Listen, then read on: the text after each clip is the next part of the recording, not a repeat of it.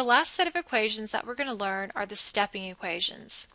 Now for this particular equation we're going to use Kathy. Kathy's our case study, and she weighs 110 pounds. She wants to step at 20 steps per minute.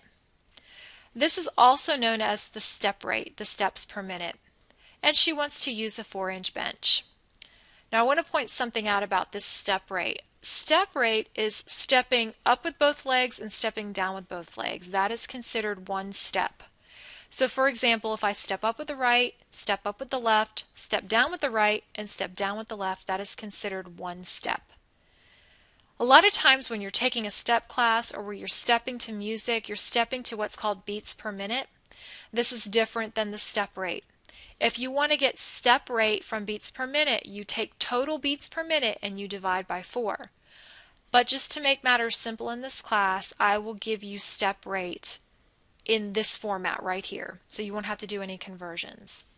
So we want to know from this example her VO2, her METs, and then her calories that she burned, calories per minute. Step 1, convert the raw data. So I'm going to need to convert her weight from pounds to kilograms. Again, you just divide by 2.2, and that's going to give us 50 kilograms. And I also need to convert her step height. Her step height, she's using a 4-inch bench. So in these equations, it's asking for step height in meters. In order to convert inches to meters, our conversion unit is 0.0254. So I'm going to take inches and I'm going to multiply times 0.0254, and that's going to give me 0.10 meters. So these are our basic conversions. Next, we're going to go ahead and solve.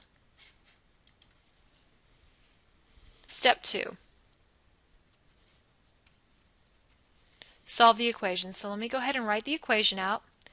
3.5 plus 0.2 times step rate plus 2.4 times step rate times step height.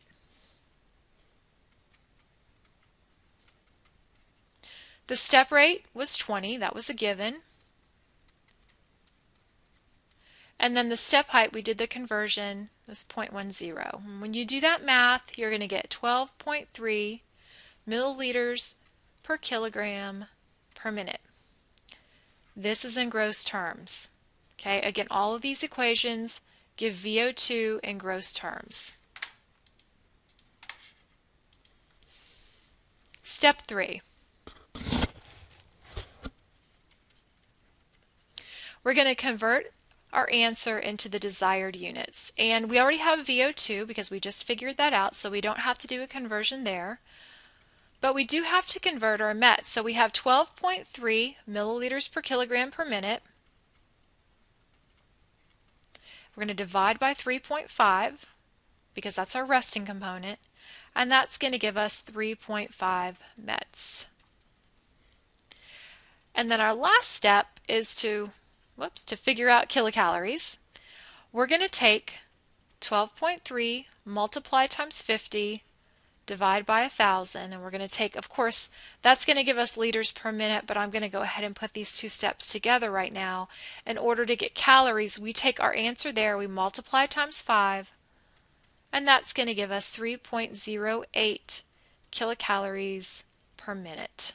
And again, if we wanted to know how many calories she burned for an entire workout, we would take her calories per minute and we would multiply times the total minutes. So if she was going to work out for an hour, we would take 3.08, multiply that times 60, and that would give us total calories burned.